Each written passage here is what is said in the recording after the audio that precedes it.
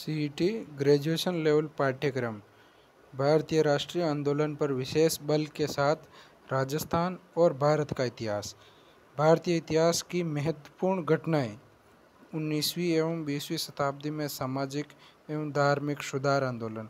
इन धार्मिक सुधार आंदोलनों में राजा राम मोहन राय, दयानंद सरस्वती, ये सभी समाज सुधारक आएंगे। फिर बाद में अगला टॉपिक है भारतीय स्वतंत्रता आंदोलन, विभिन्न अवस्थाएं।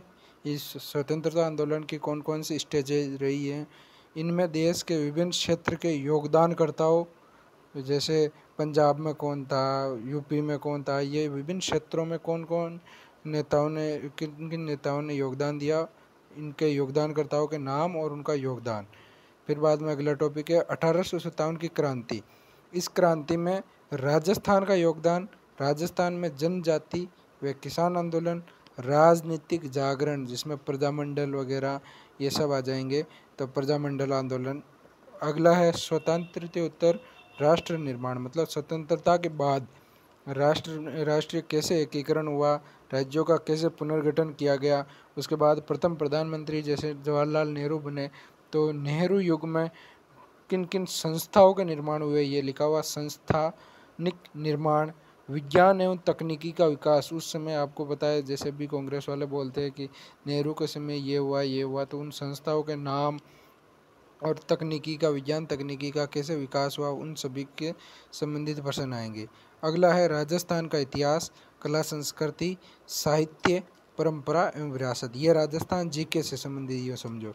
इसमें प्राचीन सभ्यताएं, प्राचीन सभ्यताओं में आपको ध्यान रखना ये 5 सभ्यताओं से संबंधित क्वेश्चन आएंगे: कालीबंगा, आहड़, गणेश्वर, बालाथल और बेराट।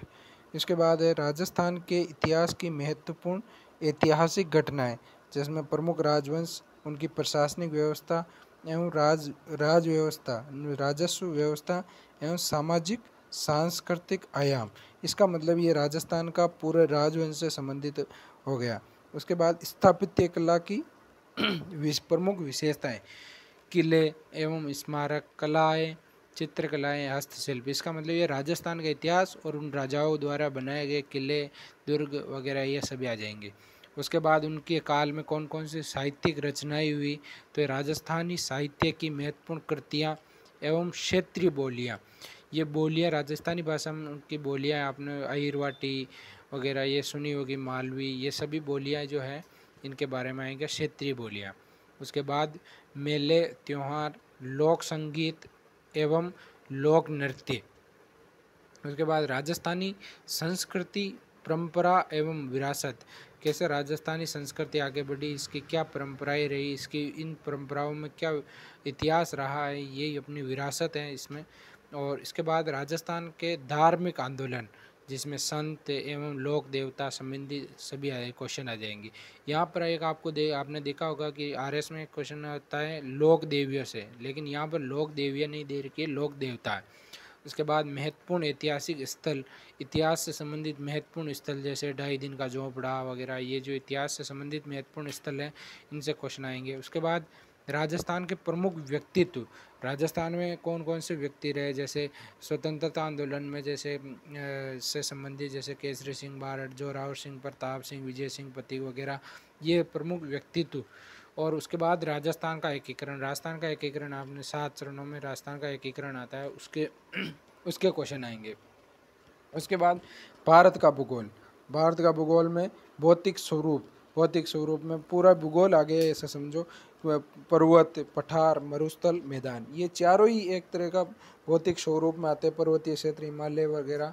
और उसके बाद पठारी क्षेत्र, दक्षिण का पठार, मालवा, और ये अपने हाड़ौती, कर्नाटक, दक्कन का पठार, ये सभी पठार आ जाएंगे। उसके बाद मरुस्थल में सहारा, ये थार का मरुस्थल, जैसे सहारा अफ्रीका में है वैसे ही थार का मरुस्थल, थार का मरुस्थल कितने राज्यों में है, और ये क्वेश्चन आएंगे। उसके बाद मैदानी प्रदेश, मैदान में उत्तर का तटीय मैदान और उनसे संबंधित नदियाँ, ये सभी क्वेश्चन मैदानी क्षेत्र में आएंगे। उसके बाद जलवायु, राजस्थान की, भारत की कैसी जलवायु है, किस जलवायु पर कितने जलवायु प्रदेशों में बांटा गया है, और इसका मानसून कितने प्रकार के इसमें वर्षाएं आती है, जैसे मावट वगैरह आती है, उत्तर दक्षिण पश्चिमी मानसून से वर्षा होती है। उत्तर पूर्वी मानसून से जैसे यहाँ कर्नाटक सॉरी तमिलनाडु वाले क्षेत्र में उत्तर पूर्वी मानसून से भी वर्षा होती है, तो ये मानसून तंत्र में आएंगे। उसके बाद प्रमुख नदियाँ,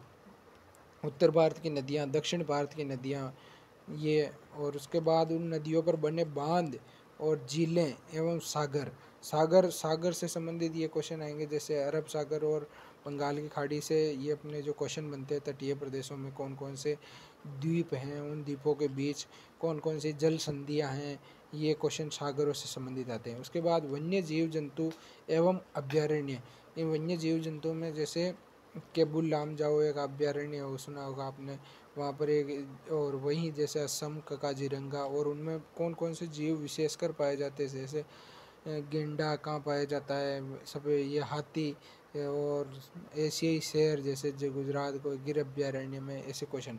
उसके बाद प्रमुख फसलों के अंदर गेहूँ, चावल, कपास, गन्ना, चाय, कॉफ़ी, इन 6 फसलों के नाम से 6 ही फसलों के एरिया और 6 ही फसलों का उत्पादन अपने को याद करना। जैसे गेहूँ उत्तर भारत का मुख्य खाद्यान्न भी है और मुख्य फसल भी है। जैसे चावल दक्षिण भारत का मुख्य खाद्यान्न भी है और मुख्य फसल है।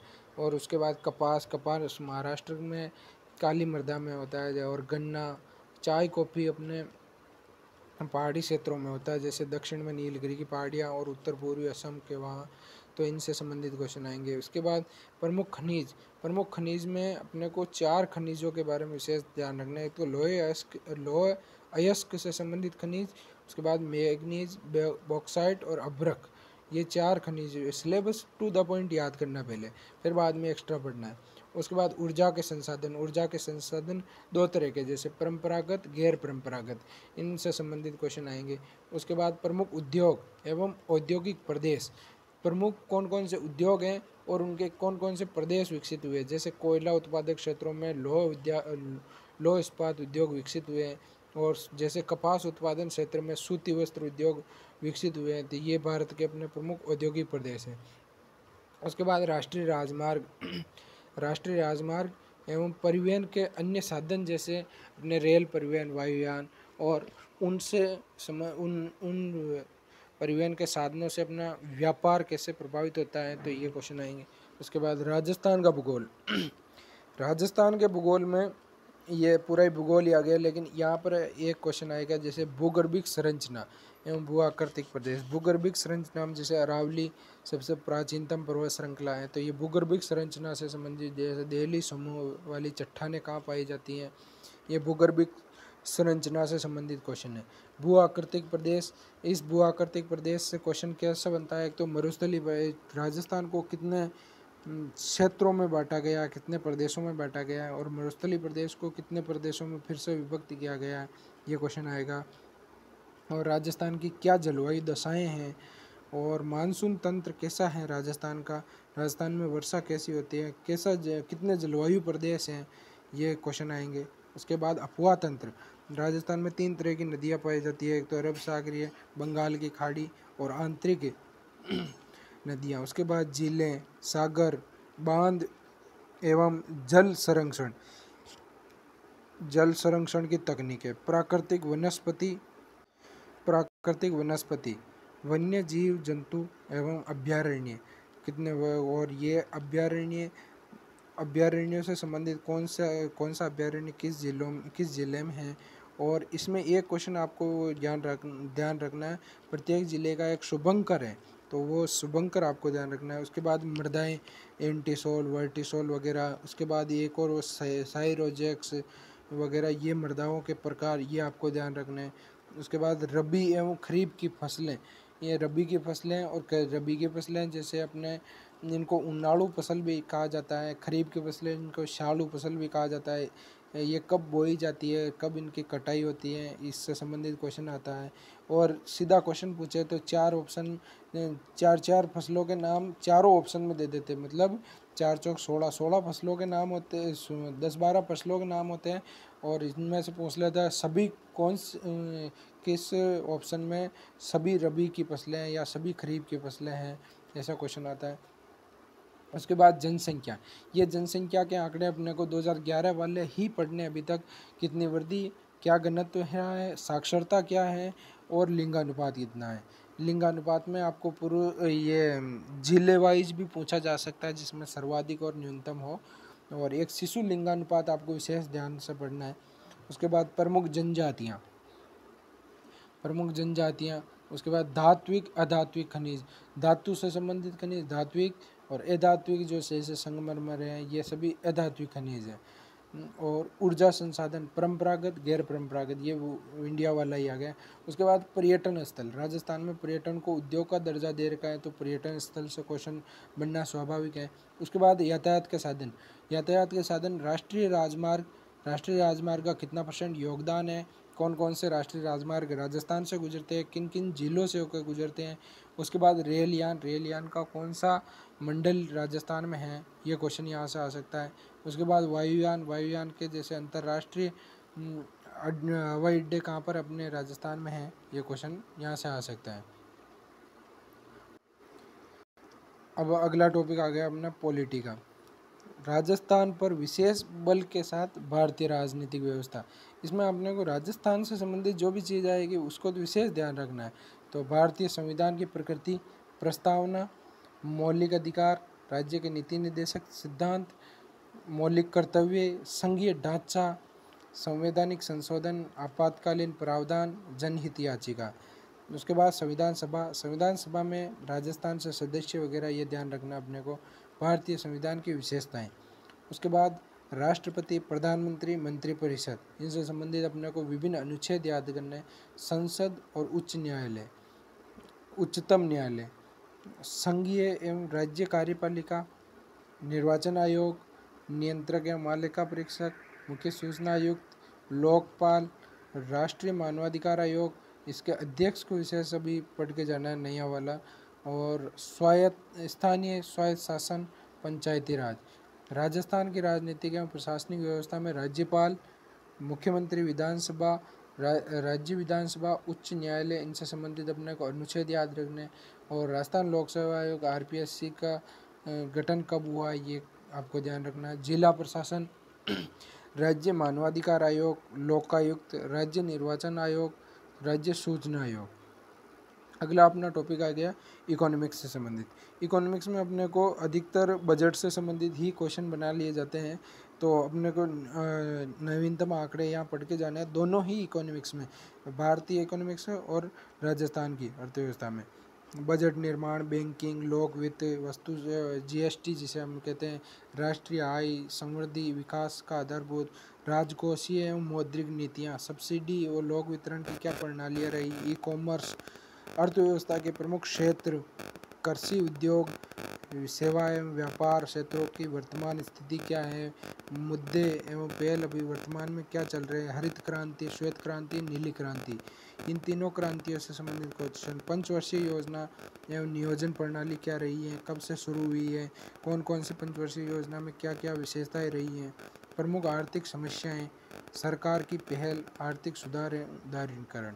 राजस्थान की अर्थव्यवस्था में राजस्थान की खाद्य एवं व्यावसायिक फसलें, कृषि आधारित उद्योग, वृहद सिंचाई एवं नदी घाटी परियोजनाएं, बंजर भूमि, सूखा क्षेत्र की विकास परियोजनाएं, इंदिरा गांधी नहर परियोजना IGNP, उद्योगों का विकास एवं उनका स्थान, कृषि आधारित उद्योग, खनिज आधारित उद्योग और लघु कुटीर ग्रामोद्योग, निर्यात सामग्री, ये सभी आपको ध्यान रखने। गरीबी एवं बेरोजगारी अवधारणा, प्रकार, कारण, ये निदान, फ्लैगशिप योजनाएं, सामाजिक न्याय एवं अधिकारिता, कमजोर वर्गों के प्रावधान, विभिन्न कल्याणकारी योजनाएं जैसे मनरेगा, विकास संस्थाएं, सहकारी आंदोलन, लघु उद्यम, वित्त संस्थाएं, संविधान के 73वां संविधान संशोधन जो पंचायती राज संस्थाओं से संबंधित रहा है, उसमें ग्रामीण विकास की क्या भूमिका रही है, ये आपको ध्यान।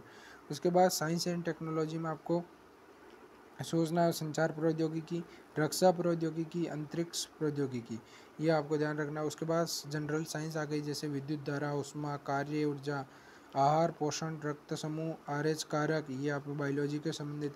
स्वास्थ्य देखभाल से संबंधित, पर्यावरण एवं पारिस्थितिकी, अपना पर्यावरण अध्ययन से जैव विविधता, प्राकृतिक संसाधनों का संरक्षण, संधारणीय विकास, जंतुओं, पादपों का आर्थिक महत्व, कृषि उद्यान विज्ञान, ये सभी क्वेश्चन आएंगे। भौतिक एवं रासायनिक विज्ञान ये आपके फिजिक्स आ गई। और नीचे अम्ल क्षार वगैरह ये आपके यहाँ ब्लीचिंग पाउडर, खाने का सोडा, प्लास्टर ऑफ पेरिस साबुन, इनके विभिन्न फॉर्मूले आपको ध्यान रखना है। उसके बाद रीजनिंग में आपको लगभग सारे रीजनिंग के टॉपिक दे रखे हैं। Blood relation, coding, decoding, direction, ये सभी इनपुट आउटपुट ये क्वेश्चन आपको देख के जाने हैं। रीजनिंग की ज़रूर प्रैक्टिस करनी, ये आपके नंबर कटने नहीं देते रीजनिंग। इसके बाद लगभग ये हिंदी अपने जनरल हिंदी दे रखी है। हिंदी कंप्लीट रूप से अपने जो माध्यमिक शिक्षा बोर्ड ऑफिस की किताब चलती है उसी से पढ़ के जानी है, जिसमें सारी आ गई संधि, समास, संज्ञा, सर्वनाम, उपसर्ग, प्रत्यय, विलोम शब्द, पर्यायवाची, विलाम, ये सभी। उसके बाद अंग्रेजी जनरल इंग्लिश में article, determiners, tense, sequence of tense, voice, active voice, passive voice, narration, direct, indirect, जैसे यूज एवं प्रीपोजिशन, ट्रांसलेशन, ऑर्डिनरी, ये सर सिनोनिम, एंटोनिम, कॉम्प्रिहेंशन, ये idiom, phrases, one word substitution. और इसके बाद कंप्यूटर को आपको विशेष ध्यान रखना है, इसकी कंप्यूटर की क्या विशेषताएं हैं। और रैम, रोम, फाइल सिस्टम, इनपुट डिवाइस, ये आपको ध्यान रखना है। विभिन्न सॉफ्टवेयर का ध्यान रखना है। ऑपरेटिंग सिस्टम है MS ऑफिस, जैसे Word, Excel, spreadsheet, PowerPoint. उसके बाद आता है अपना करंट का टॉपिक। करंट में अपने को राजस्थान, भारतीय अंतर्राष्ट्रीय सभी मुद्दे, वर्तमान चर्चित व्यक्ति, संस्थाएं, खेल कूद में अभी जो ओलंपिक से संबंधित जितने भी चल रहे हैं ये ध्यान रख के जाना है। और ये अपना सिलेबस कंप्लीट हुआ। आपको विशेष ध्यान रखना है, इसमें 5 ऑप्शन आएंगे और 1/3 नेगेटिव मार्किंग दे रखी है। और 10% अगर खाली छोड़ दिए तो भी आपके 1/3 है।